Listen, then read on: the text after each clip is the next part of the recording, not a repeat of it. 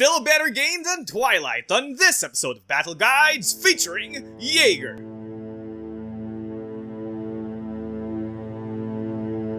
Jaeger is a mix-up character who uses his powerful signature moves as well as his unpredictability to dominate games. However, that all comes at the cost of being generally low range, needing to win those mix-ups, as well as having generally average stats. Jaeger's unique ability is Signature Move. Long story short, Jaeger has 4 really awesome signature moves, and during the anti phase, he can choose to anti one of them face down. If he does so, instead of flipping his attack pair that he set, he flips the signature move instead and executes that. During the recycle step, you recycle the face down attack pair as if it had executed that beat, and then you remove the signature move that you antied from the game. Do note that signature moves are kind of like finishers in terms of the fact that they win priority ties against regular attacks. However, they still lose priority ties to Overdrive finishers, so watch out for that. In order to better understand this unique ability, let's talk about the signature moves. First off is Fang Fugue. Fang Fugue is a range 1 to 2 attack that has 3 power and 4 priority. But the cool part about this is that when you do hit with it, you move 1 space and then you can execute the attack again. But remember that you can only do this once. Effectively, you double attack your opponent and then get some free positioning on it to boot. This signature move benefits a lot from many of Jaeger's styles that boost priority and power, but it also benefits a lot from the Force Gauge because that can also boost priority and power. This thing is basically meant to knock people out or just kill them. Be wary of people who have soak, however, because this thing hits twice and the soak will apply to both instances of attacks. Next up is Crescent Moon Claw. Crescent Moon Claw is a range 2 to 4 attack with 4 power and 6 priority, and on hit, Jaeger may advance 1 or 2 spaces. This is a very powerful signature move, because it makes up for Jaeger's innate lack of range, has really good priority, and allows him to close in on the opponent in order to make the next beat that much better for somebody who basically has almost no hit confirm on his styles. This is a very powerful signature move, covering one of your weaknesses as well as setting you up for the next beat, but more than that, it's a really fast attack that deals 4 damage. Buff it up with power pluses and priority pluses, and you suddenly have a signature move that's near a finisher in terms of power. Next up is Red Moon Rage. Red Moon Rage is a range 1, power 8, priority 3 attack that has stun guard 5. It essentially reads, this is a better strike, right? So it's very good and very amazing for finishing opponents off. Giving it any power pluses or priority pluses can be very good as well. Note that it has priority 3, which is the most average priority in the world, and that might not be a bad thing because it makes it easy to clash, right? But the thing is, you win priority ties against regular attacks. So if you can make your opponent strike you can effectively use this in order to beat their priority, hit them for 8, and usually stun them because I highly doubt anybody will have 8 stun guard, right? And finally, we have Misstep Massacre. Misstep Massacre is a range 1, power 5, priority 1 attack that has the passive ability of attacks at range 5 or greater not hitting Jaeger. But more than that, before activating, Jaeger can instantly teleport and chase into his opponent. This is a very good signature move because it again alleviates Jaeger's innate lack of range. But aside from that, it also puts you close to the opponent so that the following beat can be awesome. This benefits a lot from a lot of power and priority bonuses as well, because a lot of long-range plays do tend to be slow.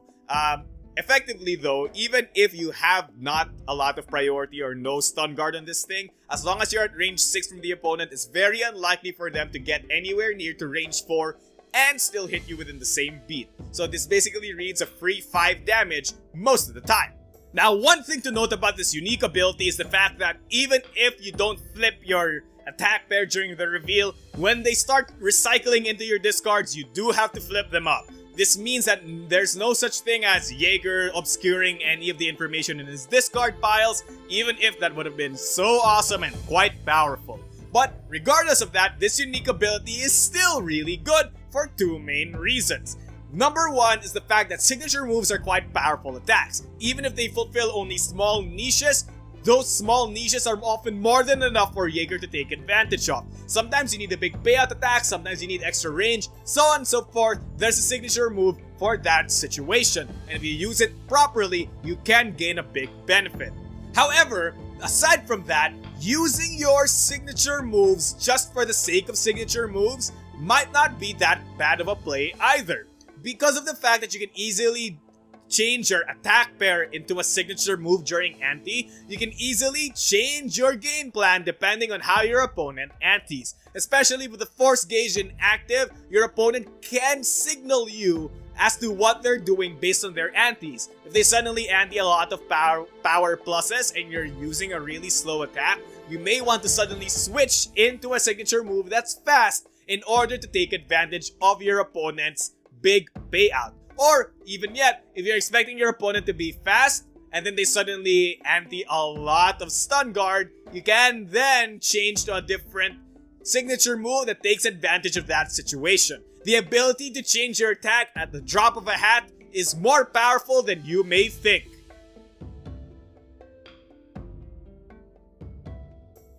Let's start off with Refined. Refined is just a prio +1, but its effects are what make it very attractive. It has on-hit pull the opponent up to 2 spaces after activating move 1 space, and then end of beat give the next signature move that you ante the next beat power +1 and priority +1.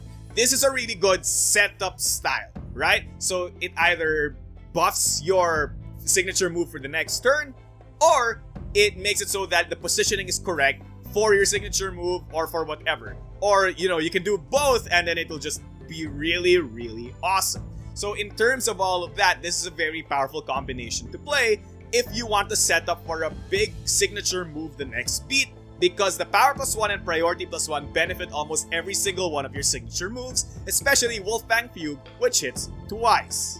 Now when it comes to attack pairs, I highly recommend pairing this thing with Drive because it gives it the hit confirm it so desperate it needs. Besides, it's a 5 priority attack which is usually good enough to beat most opponents. However, I highly recommend it with Dash as well. Not only does the after activating on this thing synergize with the after activating effect on Dash, it also basically gives you a free beat to reposition, and in the next beat you'll have a signature move that's buffed up.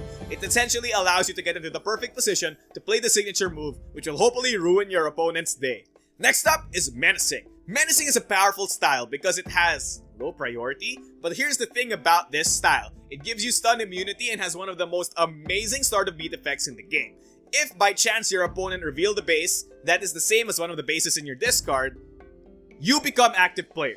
So this might not seem that good, but if you think about the other passive effect, you'll see how amazing this can be. Because this attack also ignores Soak and Stun Guard. Effectively, this means that if you somehow go first, look at the start of beat effect, you will instantly stun the opponent most of the time, unless they're stun immune, which again supersedes all of that.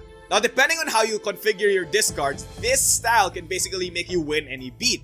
If you have Strike and Shot in your discard, your opponent technically has no way of getting Stun Guard anymore because you'll oftentimes be faster than they are and then ignore Soak and Stun Guard. But aside from that, this is why I'm not necessarily going to give it a lot of suggested attack pairs, because how good your play is dependent on how good your discards are. For example, you're playing a burst, so usually you're scared of shots and drives. But if both shot and drive are in your discard pile, burst suddenly becomes safe because Menacing allows you to make burst faster than any of those two plays, and then you ignore both Soak and Stun Guard, ensuring the stun anyway. This is a very powerful mix-up tool and makes opponents really scared of playing whatever bases are in your discard. So use that to your advantage. But when it comes to attack pairs, the only one attack pair I actually highly recommend is Shot, because it repeats after me, gives it the hit confirm it so desperately needs.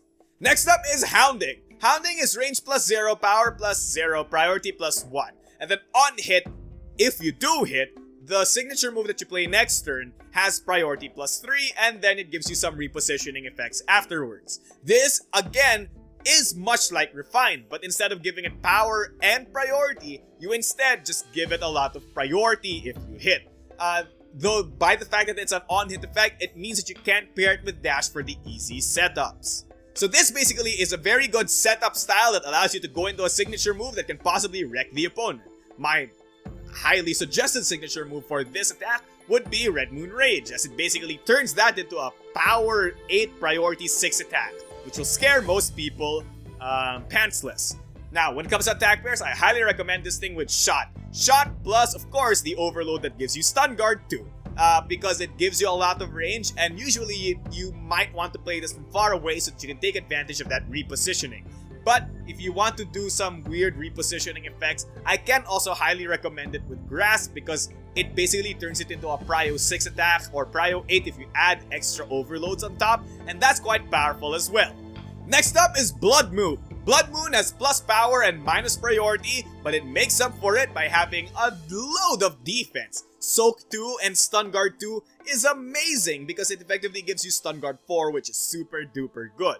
But more than that, attacks at range 4 or greater can hit Jaeger, which means that again, this is a very defensive style that allows you to evade a lot of hits. But even more than that, it all comes with this negative of the fact that your opponent, if they end up switching sides with you, you'll miss them no matter what. So this powerful attack does have its few mix-ups. It's really good from far away, but it gets really bad up close. So if your opponent has an easy way to close in, this might not be that good, but otherwise, it's amazing.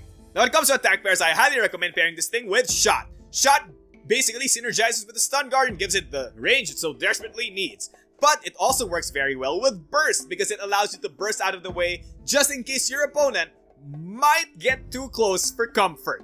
Next up, we have Fang. Fang does range plus 1 to 2, power plus 0, and priority plus 1. And then before activating, you can advance 1 or 2 spaces, and then if you do switch sides, you gain power plus 1.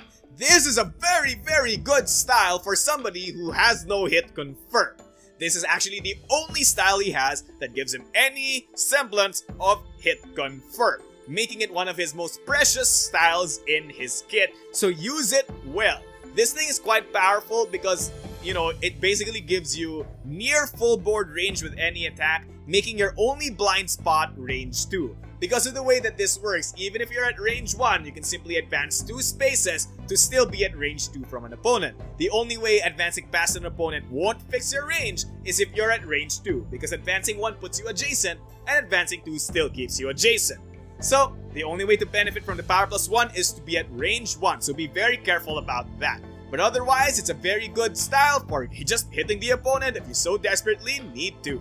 Now when it comes to attack pairs, I highly recommend this thing with Drive. Drive corrects the range 2 problem by giving you more movement. So, if you are at range 2, just drive first to get to range 1, and then you know what happens from there.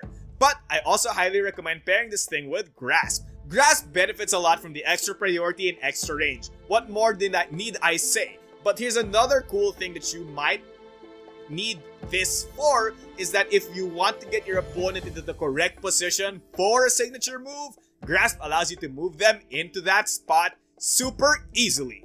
And finally, we have his unique base, Slice. Slice is a range 1 to 2, power 3, priority 4 attack that has a lot of movement on it and potentially can gain plus 1 power if you switch sides with the opponent. This thing is essentially just a okay unique base. Again, as a character with not a lot of range, you might find it very questionable to use, but it's very powerful nonetheless if you do get it to hit. When it comes to attack pairs, I highly recommend pairing this thing with Fang because it gives it super duper mooper hit confirm, but the problem is that you won't get both the effects to trigger most of the time, but I will guarantee you that if it hits, you will trigger at least one of the effects, and that oftentimes is more than good enough. Aside from that, it works really well with Refined as well. Refined plus this basically gives you a lot of movement along the board, and the on-hit effect on Refined allows you to pull the opponent just enough so that you can still get the power plus 1 out of it, making it a power plus 1 and a prio plus 1 in essence because of Refined. This is quite powerful if you do need to get that extra damage in, or at least need to get the extra positioning, because of the end of being unrefined, you will be able to hit the signature move next beat.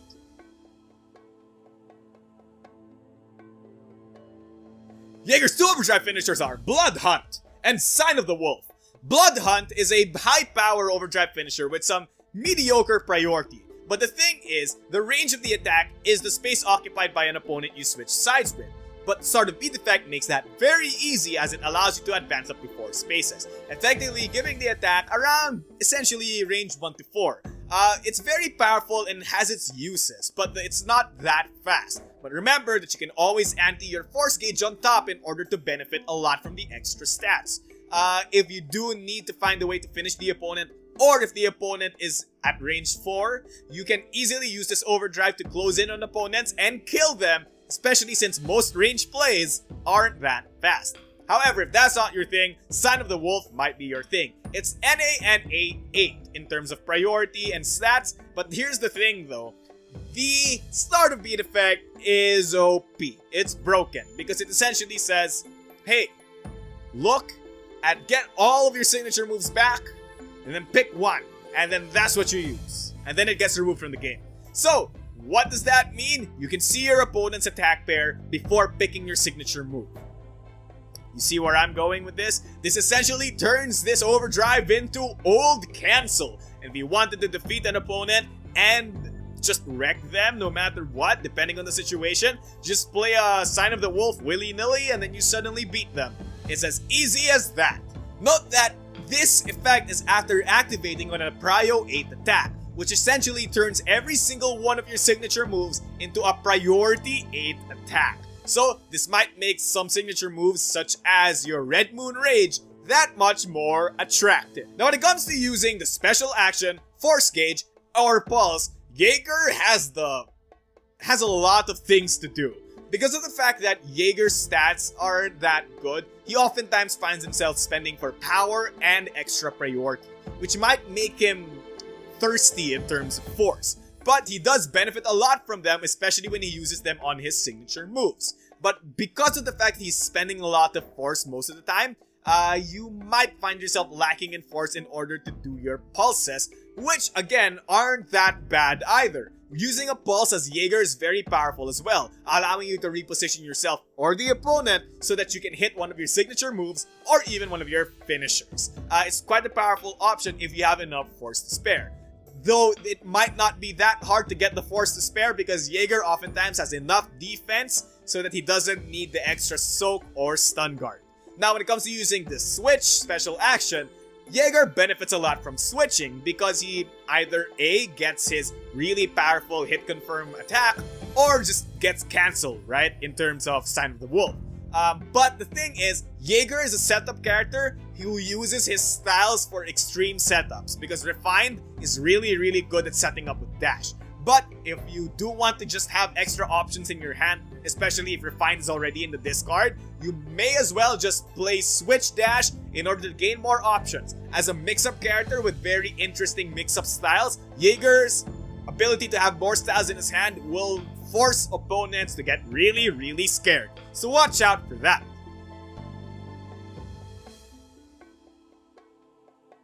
Now let's move on to the part that everybody loves. Jaeger advanced strategies and combos. Jaeger advanced strategies are very simple. They're not even advanced. It's only one point. Stay unpredictable.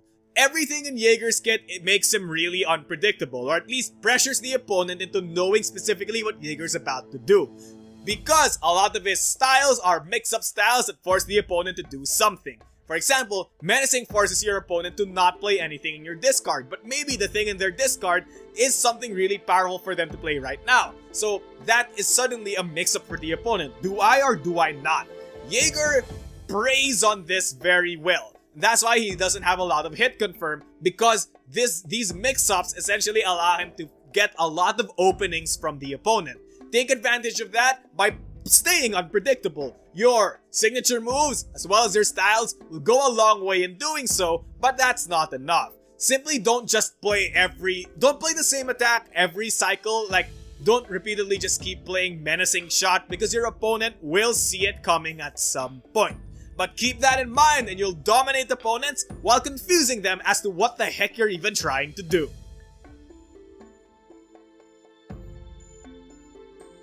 And finally, let's talk about some Jaeger attack pairs. First up is Refined Dash. This thing allows you to set up for the next beat and give your signature move some killer power and priority. It's even better if you anti-extra overloads on top. But aside from that, it's safe, has extended dash range, and effectively gives you a free beat next beat. It's quite powerful and quite effective. Next up is Fang Drive. Fang Drive is quite powerful, giving this character with no range one full board range attack that possibly gives you extra power and some really great positioning capabilities. This is a very powerful attack, but it does dedicate all of your hit confirm into one attack, so be very careful about that. Finally, we have Menacing Shot.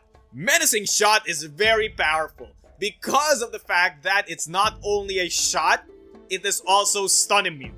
This alone would have been a great attack, but it also has the added benefit of ignoring soak and stun guard on against slower attacks. But the thing is, the starter beat effect makes it so that you have so much room for a really powerful beat, because sometimes you become faster than the opponent and then stun them immediately, gaining you 3 life advantage. But at the very least, you trade evenly with the opponent because the average damage is 3. So you deal 3 damage to them, they deal 3 damage to you. So at worst case, it's an even trade. And at best case, you get a 3 on the opponent. That alone makes this attack pair so powerful regardless of who you're fighting. And that makes it a very noticeable attack. And that pretty much does it for this episode of Battle Guides, featuring Jaeger. Aside from killing Titans, Jaeger kills me because of the fact that he's such a heavy mix-up character. I hate fighting against him because essentially everything is a huge coin toss and it's really hard to already play BattleCON as it is. For me personally, because I really like analyzing every single possible outcome. So if you guys play Jaeger way better than I do or want to share some of your awesome Jaeger stories, do write stuff in the comment section down below because I'd love to hear some of them. But aside from that, if you guys like the video, the character, or the game, check the description out below for the Level 99 game store. I'm sure you guys will find something you adore there because I know I have. If you guys want to talk to me or any of the other BattleCON veterans, do check the description out below for the links to our forums and our community sites. I'm sure that we are all very friendly people and you'd love to join us. If you guys have a question for me personally, you can check the description out below for my email or go to the comment section down below and I'll answer it as soon as I can. Without much else to say, don't forget the Force special action, but don't forget the old special action. And thank you, World of Indines. Thank you and good night.